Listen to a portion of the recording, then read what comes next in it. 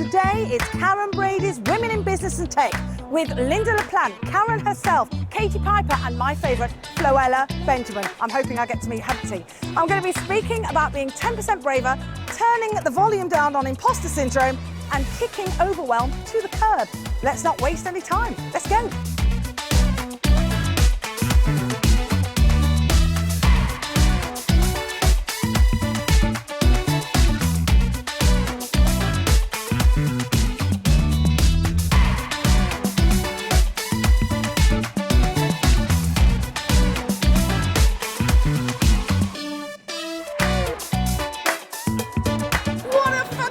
Show. I've met incredible people, had some very compelling conversations, but most of all, I love it when people come and say, as a result of what I've heard, this is what I'm going to do. Because being 10% braver is an action. It's not inspiration, it's taking the next step.